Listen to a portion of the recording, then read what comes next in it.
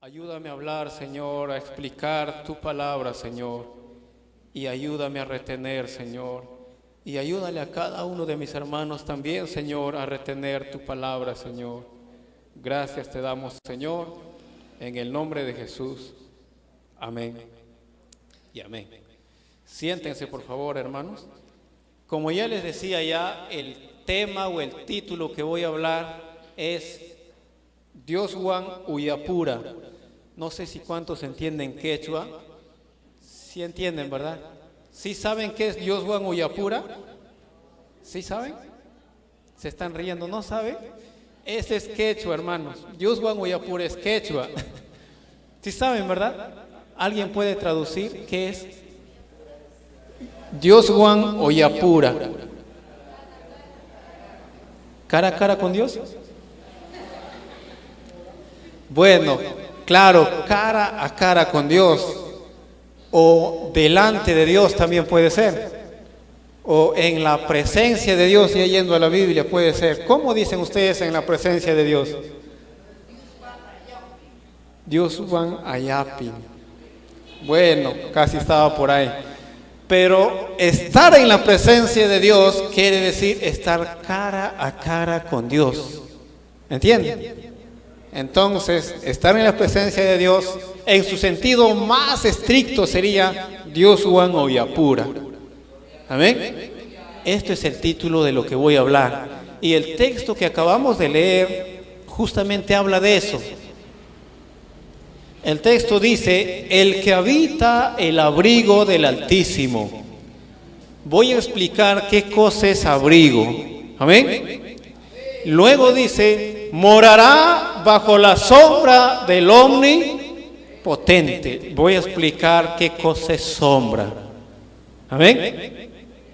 Entonces nuestro tema es Dioswan Uyapura. O también hay otra palabra, hermanos, en latín. ¿Saben latín? En el latín se dice coram Deo. Coram Deo. Y ese es el nombre que han tomado los hermanos del Departamento de Misiones, Coram Deo, para ponerle el nombre de la escuela bíblica. ¿Por qué? Porque estamos hartos de que haya teología, de que haya conocimiento. Estamos hartos de que el conocimiento se quede en conocimiento. Queremos que el conocimiento se aplique en la vida práctica. Que la teología no sea conocimiento, sino sea vida. Y ¿qué pueden englobar todo? Porque ya no queremos transmitir conocimiento, queremos transmitir la vida, el logos, la palabra, Jesús. Eso queremos transmitirlo. ¿Y cómo lo llamamos? Coram Deo. O si no, Dioswan Uyapura. ¿Está bien? Dioswan Uyapura. Eso significa estar delante de Dios o cara a cara con Dios. ¿Está bien, hermanitos? Entonces con eso paso a hablar. El que habita el abrigo. Cuando tú hablas, siempre que estamos en momentos difíciles, allá en la sierra, en la oscuridad, allá creen en los almas, en los pistacos, en muchas cosas. Yo recuerdo que mi papá tenía que caminar de un pueblo hasta otro pueblo para hacer culto, y en la noche tenía que volver nuevamente. Y entre tanto que iba, hermanos, había una quebrada tan peligrosa que historias, leyendas, que mucha gente ha muerto en esa quebrada. Y todos le tenían miedo, hermanos. De cierta hora de la noche ya no pasaban o pasabas temblando. Y el texto que siempre utilizaban esto era su texto. El que habita el abrigo del Altísimo morará bajo la sombra del Omnipotente. Diré yo a Jehová, esperanza mía y castillo mío. Y pasaban, hermanos. Era como si este texto le infundiera valor. Y yo sé que cada uno de ustedes en algún momento de su vida este texto han usado, ¿verdad? Cuando estaban con miedo, cuando estaban solos, cuando estaban en momentos difíciles, qué sé yo. Pero alguna vez quizá usted ha usado este texto y te has preguntado qué significa habitar en el abrigo. Y cuando tú has recitado, por ejemplo, ahí, cuando en tu momento de miedo, en tu momento de temor, tú has recitado el que habita el abrigo del Altísimo, o cuando acá en Lima están a punto de robarte, el que habita el abrigo del Altísimo, ¿qué cosa viene a tu mente? ¿Qué cosa es el abrigo? Claro, cuando nosotros vamos a leer los salmos en los escritores bíblicos, el abrigo no se refería a una casaca o un manto. El abrigo se refería a la casa. El abrigo en hebreo hay una palabrita bajit o babit. Esa palabra significaba casa. Porque los escritores bíblicos, hermanos, su casa, su construcción de ellos, no podían ser suficientes. Gracias. No podía ser suficiente para que se proteja. Sus enemigos estaban al acecho, hermanos, y sus muros no eran 100% de fierro, o no eran, hermanos, si los enemigos eran más fuertes, penetraban su casa, hermanos, todas sus murallas, y podían destruirle. Y los escritores bíblicos dicen que la casa de este que está escribiendo es Dios. Su abrigo, su casa es Dios. ¿Entienden?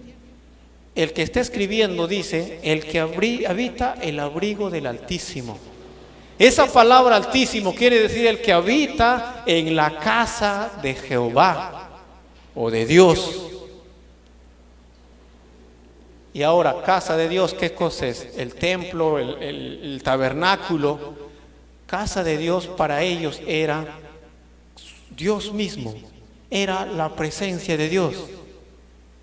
El salmista David, por ejemplo, cuando está escapándose por el desierto, por allá, escapándose de Saúl, de sus enemigos, no había casa ahí, no había construcción. La única salida que él tenía era que Dios esté con él, que la presencia de Jehová esté con David o con cualquier otro escritor, hermano, de sus tiempos. Y ellos, mi casa, decían, a la presencia de Dios. En otras palabras, lo que el texto está diciendo, el que vive en la presencia de Dios va a morar bajo la protección de Él. Si tú vives en su presencia de Él, ya no hay de qué temer. Eso es lo que está diciendo. ¿Entienden? Si yo estoy en la presencia de Dios, ya no debo de temer de enfermedad. Más abajo debo decir, ni peste, ni pestilencia de noche, nada, ya no temer a la muerte, a la enfermedad, al desastre económico, al abandono de tu familia. Ya no hay nada de qué temer. Pero este texto no dice nadie te va a dejar, o no dice no te vas a morir. Lo que está diciendo es no hay de qué temer. Porque te basta su presencia. ¿Para qué quieres más? ¿Para qué desear más, hermanos? Si estamos yendo donde estamos yendo, si caemos muertos, estamos caminando en la presencia de Dios, hermanos, ya tenemos todo, no necesitamos más. Si tú estás lidiando con una situación económica, ¿qué importa la economía? ¿Qué importa la enfermedad? ¿Qué importa el abandono? Lo único que importa es que tú estés andando en la presencia de Jehová. Eso es lo que importa en últimos análisis, hermano. ¿La economía es bueno? Claro. ¿El cariño familiar es bueno? Claro. ¿La vestimenta es bueno? Claro. Pero todo eso pasa en segundo plano. En primer lugar, lo que importa es que tú estés viviendo en la presencia de Dios. Eso es lo que importa, hermanos. Y pregúntate, ¿estás viviendo en la presencia de Dios? ¿Estás caminando bajo su presencia de Él? Muchas veces, y con esto ya paso al siguiente punto, muchas veces la presencia de Dios lo hemos reducido simplemente a un sentimiento nada más, a una emoción. Cuando tú estés emocionado, sentí la presencia. Y cuando ya no estás emocionado, no sentí la presencia. Ese es mi gran problema hoy en día, hermanos. Así como adorar al Señor lo hemos reducido a veces a un coro pausado, Santo, Santo, Santo, y decimos que eso es adoración. En parte quizás será parte, pero no es adoración al Señor en todo. Al decir que esa canción es adoración, lo hemos reducido la verdadera adoración al Señor. Una vez que en tu mente estaba esa canción, esa adoración, escuchar la palabra del Señor ya no es adoración hoy en día. Traer tu diezmo ya no es adoración hoy en día. Estar en paz con tus hermanos ya no es adoración hoy en día, hermanos. ¿Por qué ya no es adoración? ¿Por qué, mejor dicho, la iglesia no lo ve como adoración? Traer un diezmo, escuchar la palabra, leer la Biblia. ¿Por qué no lo ves como adoración? Porque lo hemos reducido a una sola cosa, a una simple canción, podría decirlo yo, comparado a todo el vasto adoración que podemos darle a Él. Cada vez que tú lees la Biblia es una adoración hacia Él, es una actitud de gratitud hacia Él, de homenaje. Cada vez que tú escuchas predicar la Biblia, es una gratitud hacia Él, hermanos. Es gozoso escuchar las palabras de Dios. En el siglo XVI, los cristianos se morían por tan solamente leer una pequeña estrofa de la Biblia. Ahorita es un lujo tener en casa, hermanos, una Biblia para que vengas al culto, otra Biblia para que vas a la conferencia, otra Biblia más grande para que no lo lees, está guardado ahí con concordancia. Es un lujo hoy en día, pero en esos tiempos no era así. En esos tiempos los cristianos a veces tenían solamente el Nuevo Testamento y a veces solamente un fragmento nada más. Y ellos se reunían después de tanto tiempo de persecución, se cruzaban en el camino, se pasaban una copia y ellos leían y se gozaban. Y hoy en día, ¿por qué no se gozan teniendo una Biblia entera? Fácil, porque lo hemos reducido el concepto de adorar al Señor a un coro, a una canción. Y eso es mi problema. Ahora cuando queremos enseñar a los hermanos, a la iglesia, ¿qué dicen? Bueno, ¿para qué? Si el diezmo no existe, no es bíblico. ¿Para qué voy a escuchar la palabra de Dios si puedo poner en mi casa mi audio? ¿Se dan cuenta? El concepto de adoración poco a poco, sin darnos cuenta, lo hemos deteriorado. De esa misma manera, estar en la presencia de Dios lo hemos limitado solamente a sentir pequeñas emociones. ¿Se han dado cuenta cuando muchas veces hemos venido al culto? Hoy día no sentí la presencia. ¿Qué es sentir la presencia? ¿Qué es estar en la presencia? ¿Quieres sentir o quieres estar en su presencia? ¿Qué cosa es sentir? ¿Qué cosa es estar? Yo prefiero estar porque mis sentimientos me fallan. Yo puedo estar desanimado, puedo estar pasando momentos. Mis sentimientos vienen y van. Engañoso es el sentimiento o el corazón. ¿Me entienden? Cuando estábamos enseñando, hermanos, música y arriba, decíamos que es peligroso dejarte llevar por tu emoción. ¿Por qué los jovencitos se matan hoy en día? Se mueren, se ahorcan, se toman veneno. Porque pasó algo. Su emoción empezó a gobernar su razón. Ese jovencito, esa señorita, la persona que se suicidó por un amante, no pensó, simplemente sintió y su sentimiento le llevó a la muerte. Y nunca la emoción debe estar por encima de tu razón. Dios dice, o el Salmo dice, en ti confiarán los que sienten tu nombre. ¿Quién va a confiar en Dios? Conocen. Los que conocen tu nombre, en ti van a confiar. ¿Y qué cosa es conocer? Conocer no es sentir. Conocer es hacer un proceso mental, estar consciente de que eso es verdad. Eso es conocer.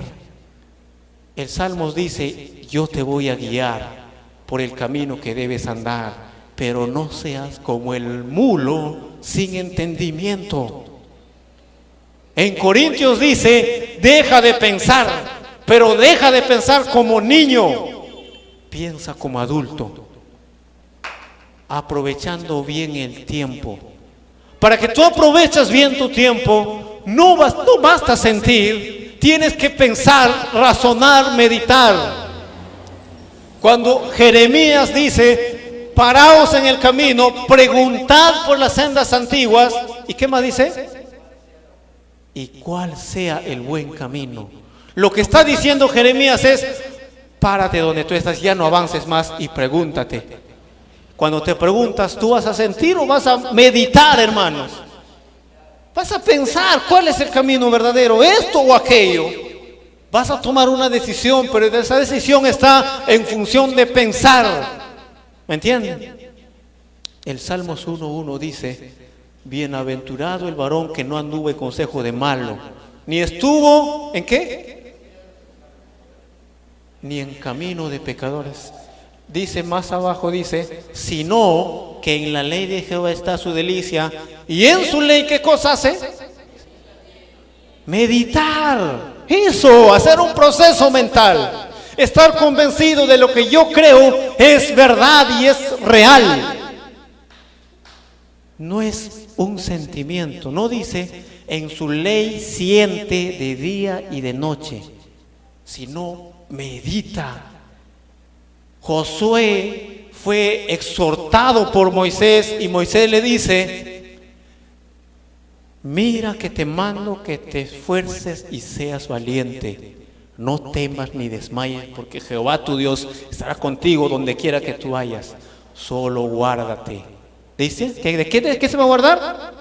Nunca se apartará de tu boca el libro de la ley, sino que meditarás, harás un proceso mental en él. Leerás la Biblia, meditarás, razonarás, te corregirás. Eso estaba diciendo, hermanos. Lee, medite la presencia de Dios. Con eso no digo que el cristiano no debe tener sentimientos. Las emociones que tú sientes debe ser producto de un proceso mental que has hecho en la Biblia. Yo me convencí de que Dios es justo leyendo la Biblia. Yo me convencí, no es que necesité argumentos científicos, hermanos. La Biblia dice que esto es así y lo creo y me gozo luego. El gozo verdadero es el producto de meditar la ley de Dios. Sentir la presencia de Dios es el producto de obedecer, de estar consciente de su ley, de estar consciente de que la ley de Dios es nuestra máxima norma de autoridad y que si no hay sujeción en él, no hay protección de Dios. ¿Me entienden? Sentir o estar en la presencia de Dios no es simplemente un sentimiento, hermanitos. Puede ser que somos compungidos por el Espíritu Santo, contriñidos por el Espíritu Santo, pero eso no es estar en la presencia de Dios. Sentir la presencia de Dios en la Biblia es más extremo de lo que usted piensa. Es estar en el suelo, echado ahí y diciendo, maldito yo porque el Santo está delante de mí. Isaías cuando sintió, dice eso que queremos sentir, ¿sabes qué hizo? No estaba así, estaba en el piso y dijo, ¡ay de mí que soy hombre inmundo! Estar en la presencia de Dios o sentir la presencia de Dios es estar consciente de que tú eres un miserable y que Dios es todo lo que existe y que Él es tu guía, Él es tu Señor. Isaías, el hombre más piadoso, se podría decir, entre los profetas, cuando sintió, hermanos, cuando vio al Santo de Israel, ¿sabes qué dijo? No estaba haciendo, hermanos, cuantas cosas. Estaba en el piso ahí botado, diciendo, ay de mí que mis ojos han visto al Dios Santo. Que mis ojos inmundos han visto. Estar en la presencia de Dios, sentir la presencia de Dios, es ver tu misma condición, es ver tu interior. ¿Cómo es tu interior? ¿Santo?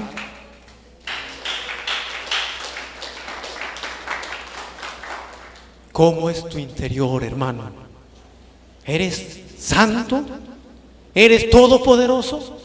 ¿O necesitas de un santo que te guía, o de un todopoderoso que te protege, y de un omnisciente que te enseña a conocer sus verdades? ¿Cómo tú te ves? Depende de eso, va a definir qué cosa es sentir la presencia de Dios y qué cosa es estar en su presencia. El salmista David, el que ha escrito este salmo, dice: el que habita en la presencia de Dios morará bajo la protección de Él mismo. ¿Y por qué está hablando esto? Porque estos hombres que han escrito el salmo, hermanos, tenían la ley de Dios, era lo máximo, lo supremo por estos hombres. El salmista David dice: oh, cuánto amo tu ley. Dice: más dulces que la miel es acá.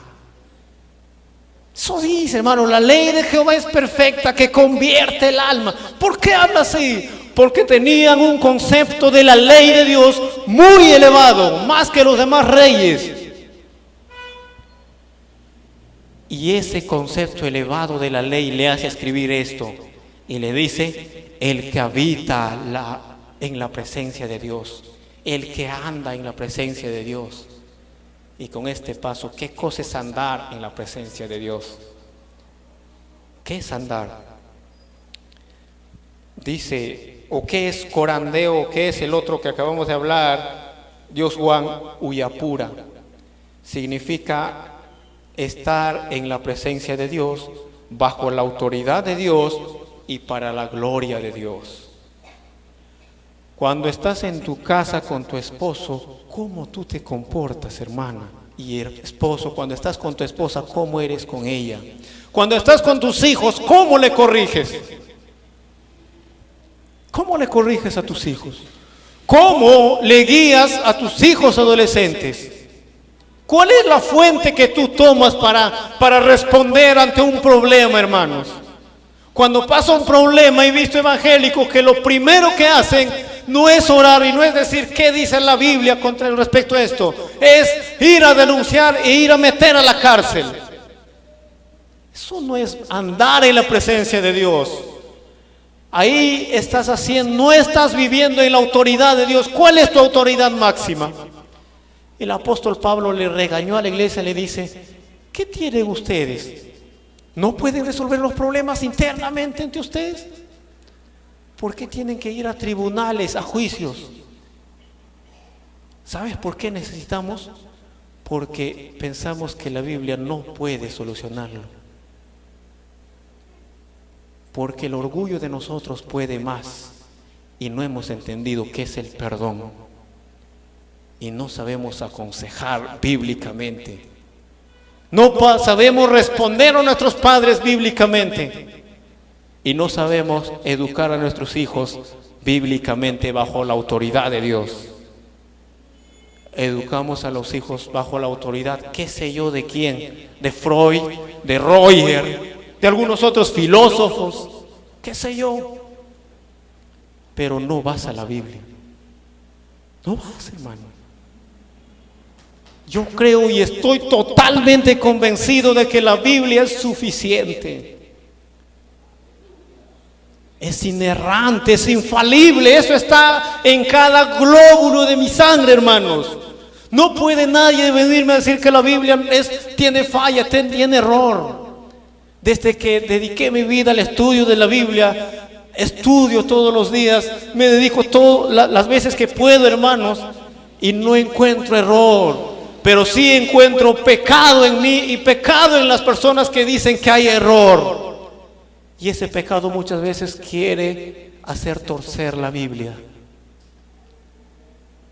Estar, caminar, vivir en la presencia de Dios quiere decir andar bajo su autoridad de Él. ¿Quién es tu autoridad? Pregúntate. ¿Qué es tu autoridad de ti? Para que educas a tus hijos, para que respondes a tus papás, ¿cuál es tu autoridad? Te voy a denunciar. ¿Eso eres?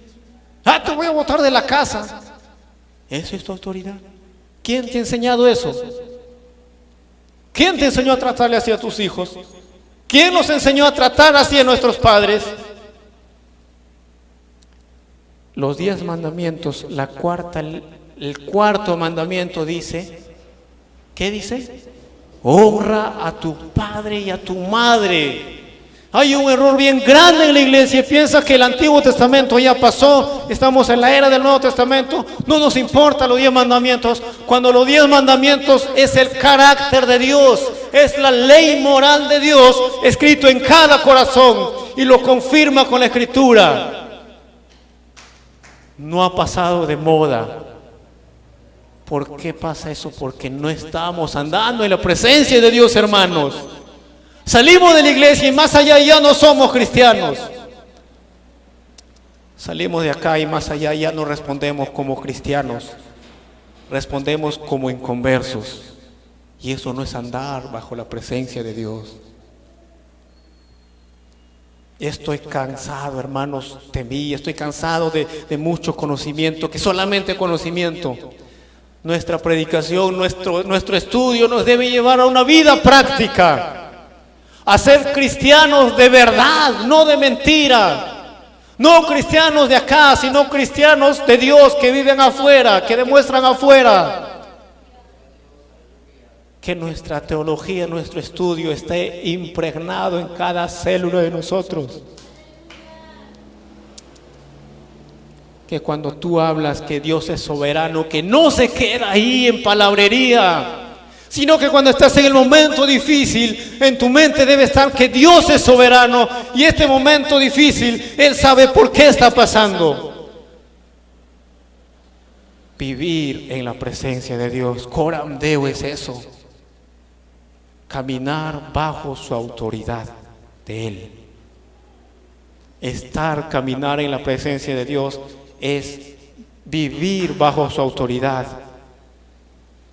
Cuando tú respondes, cuando te preguntan, ¿cómo respondes? ¿Vas a la Biblia? ¿Piensas en la Biblia? Ya no está de moda pensar en la Biblia hoy en día. La Biblia lo tenemos y aún, hermanos, en los estudios decimos, bueno, esa teología no vale. ¿Por qué no vale la teología? Porque esa teología que enseñan es mala. Porque la teología en sí es vida. Esto es teología, hermanos, la Biblia. Teología quiere decir estudio, conocimiento de Dios. Cada vez que tú te pones a predicar, haces teología. Cada vez que tú lees tu Biblia, haces teología. Pero a veces nuestra lectura es ineficiente, a veces no llevamos a la práctica. ¿Para qué enseñamos? ¿Para qué evangelizamos?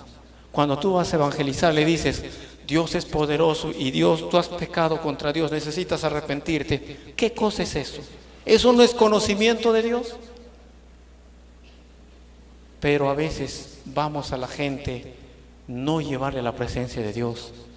Le enseñamos simplemente, te voy a resolver tu problema, Dios te va a pagar tus gastos, Dios te va a pagar, como si fuese Dios un banco, hermanos.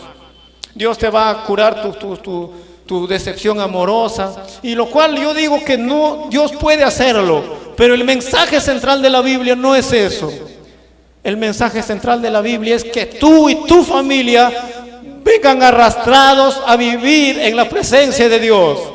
Y tú, cuando vas a predicar a la gente, le lleves la presencia de Dios a ellos y le enseñas a vivir en la presencia de Dios a cada persona que evangelizas. No hay que hacer proselitismo, hay que evangelizar. Es que hay un concepto erróneo en nosotros, lo hemos reducido esta presencia de Dios simplemente a una cosa, hermanos. Y lo cual no digo que está mal, gózanse. Yo cuando, hermanos, yo me contriño, el Espíritu Santo me contriñe, no hay otra cosa que derramar lágrimas, no hay otra cosa que decirle, Señor, perdóname. No brota otra cosa, hermanos. No pido riquezas y no digo que no necesito riqueza. Lo único que hablo es, Señor, perdóname, Señor, perdóname. Y termino orando, Señor, perdóname, porque yo soy consciente de cuán pecador soy. Cuando el Espíritu Santo me contriñe, me hace dar cuenta cuán santo es Él y cuán pecador soy yo y cuán vulnerable soy, que por mis fuerzas no puedo. Vivir en la presencia de Dios es eso, ver tu condición de pecador y ver su condición de Él. ¿Estamos? Y el tercer aspecto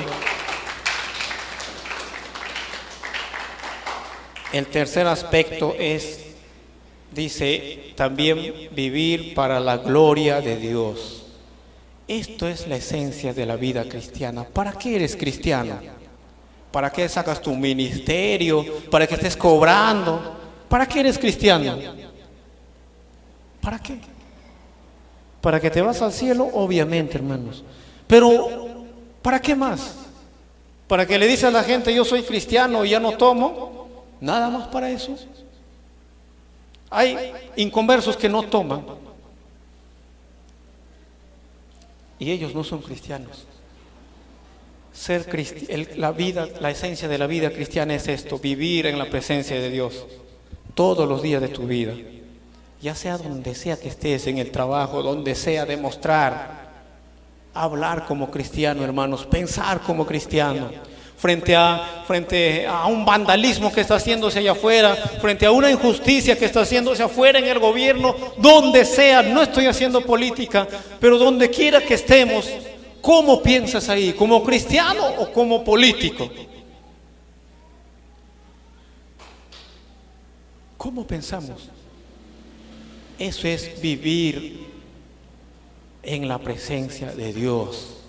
Eso es la esencia de la vida cristiana.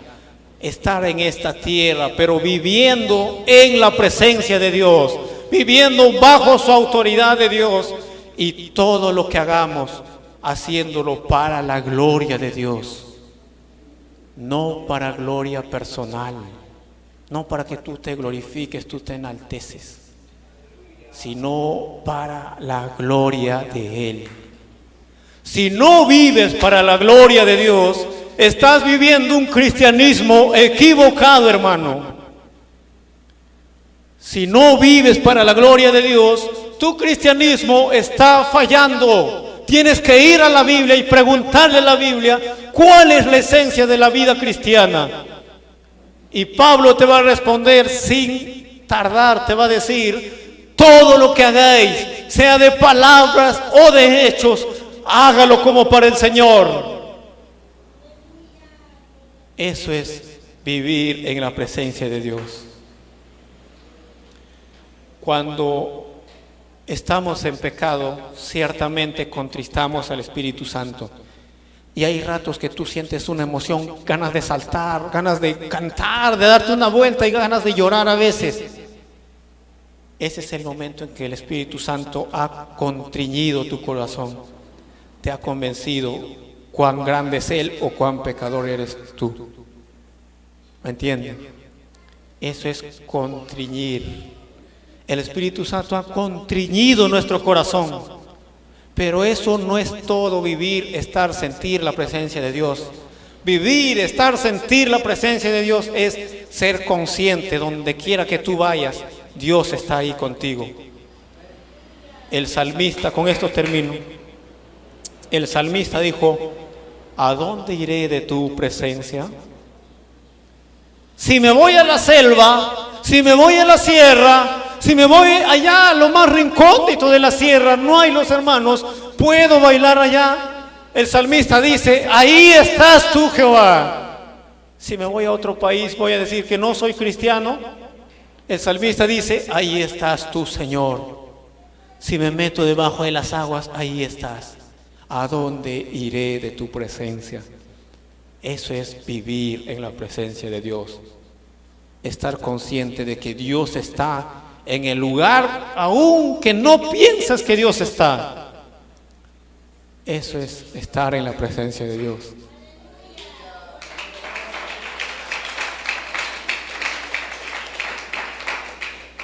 Eso es Dios Juan Uyapura. Cara a cara con Dios. Con este último ya termino, hermanos. En el huerto del Edén, el hombre tenía una comunión plena con Dios, pero pasó algo catastrófico en Génesis 3, que el hombre pecó. De ahí fue cortado. Y cuando Cristo viene, Cristo dice: nos hace nueva criatura, nos reconcilia con Él, nos hace nuevamente estar con Él. Y hoy en día vivimos bajo su autoridad. Pero nuestro último lugar es vivir con Él allá en el cielo. Eso es el techo máximo de nosotros. Pero hoy en día vivimos en la presencia de Dios bajo su autoridad. Un día la autoridad misma estará con nosotros. El Apocalipsis dice: cuando yo subí al cielo no he visto templo allá. Juan está describiendo cómo era el templo, las columnas aquí, las columnas acá de oro puro, el suelo dice como cristal, una puerta del tamaño de una perla, y luego dice: en esa ciudad yo no he visto templo, dice Juan. No he visto templo, no hay un templo ahí. Y más abajo dice: porque Dios y el Cordero era el templo, y nosotros entraremos al templo. Es el misterio más grande, hermanos. No sé cómo será. Quiere decir que nosotros viviremos con Él. Hoy en día nuestro corazón es su templo, y allá Él será nuestro templo. Entraremos en Él. No sé cómo será. No puedo explicar esto, hermanos. No puedo explicar. He buscado en toda la Biblia un ejemplo para explicar y no puedo. No encontré. Es un misterio, una gloria que allá nos espera. Mientras tanto, acá hay que vivir como Simeón y como Ana. En Lucas 2, el 26 dice: hubo una mujer, Ana, de noche y de día estaba en ayuno. Eso está en Lucas 2. En el 25 habla de Simeón y en el 36 habla de Ana. Dice: de noche y de día servían en el templo con ayuno y oración. Nuestra vida es eso, hermanos. Vivir en la presencia de Dios es ser mujeres y varones piadosos, santos. ¿Estamos? No solamente acá, allá afuera, donde quiera que vayamos. Amén. Dios les bendiga. Vamos a ponernos en pie y vamos a hacer una oración. Que Dios nos ayuda a vivir en su presencia. Que nuestro cristianismo, nuestra fe, hermanos, nos lleva a caminar con Dios todos los días. Hay un himno que dice: oh, yo quiero estar con Cristo, quiero oír su tierna voz. ¿Saben eso? Meditar en su palabra, siempre andar de Él en pos. A Él mi vida, cumplir fiel su voluntad. Y es mi única esperanza, gozar vida eterna en Sion. Oh, si yo quiero andar con Cristo, si yo quiero vivir con Cristo, o si yo quiero morir con Cristo, quiero serle un testigo fiel. Oramos al Señor. Padre eterno, gracias te doy, Señor, porque todas tus verdades no los has revelado a los grandes, Señor, ni a los importantes, Señor, sino los has revelado, Señor, a los niños, a nosotros, Señor, que no somos nada, Señor, y no nos gloriamos en nada, Señor, y no tenemos de qué gloriarnos, Padre. Nos gloriamos solamente de ti, Señor, de que mediante Cristo nos has hecho estar nuevamente, Señor, a tu lado, Dios mío, estar reconciliados contigo, Señor, y nos has dado este honor de vivir en tu presencia, Señor, en esta tierra, Padre Santo. Oh Señor, siendo pecadores nosotros, has ideado un plan, Señor, para que tu Espíritu Santo entre en nosotros y nos convence, Señor, y nosotros te pidamos perdón y tú nos perdonas por medio de Jesucristo, Señor. Alabo tu nombre por esto, Señor, y en esto me glorío, Señor. en tu misericordia y en tu gracia, en que en aquella cruz has dado tu vida para que yo ando en tu presencia, Señor. Y a veces no puedo andar delante de ti. A veces tengo que ocultarme, Señor, como Adán en el huerto, por mis pecados, por mis malos pensamientos, Señor. Oh Dios del cielo, concédanos esta gracia, Señor, de caminar en tu presencia todos los días de nuestra vida, Señor. Que nuestra vida sea construida en tu presencia. Que tu palabra, Señor, sea encarnado en nosotros, Padre. Sea grabado en nuestras mentes y en nuestro corazón, Señor. Para que todo lo que hagamos sea tu voluntad, Señor, y no la voluntad humana, Señor. Te alabo, Señor. Mi alma te adora, Dios. Alabo tu nombre, Señor. Mañana alabaré tu nombre, Señor. Hasta que tú vengas, alabaré tu nombre, oh Señor. Porque tú nos has llamado con llamamiento santo a vivir una vida piadosa, Señor. Perdónanos, oh Dios, porque no hemos vivido conforme a tu voluntad. No hemos andado en tu presencia, Señor. Perdóname, oh Dios, y ayúdanos, Señor. Ayúdanos a entender tus verdades, Señor, para que nuestra vida, Señor, sea crucificado, Señor, en ti. Para que tu Espíritu Santo, Señor, sea guiándonos, Señor Dios, a vivir una vida de obediencia, Señor, en esta tierra, Padre Santo. Y ayúdanos a esperar, Señor, tu gloriosa manifestación, Dios amado. Ayúdanos, Señor. Vaya con nosotros todos los días, Señor. Gracias te doy. Muchas gracias, Señor. Que esta palabra queda, Señor, en cada corazón, Dios mío, para que mis hermanos también, Señor, aprendan, Dios mío, a vivir en tu presencia todos los días de sus vidas.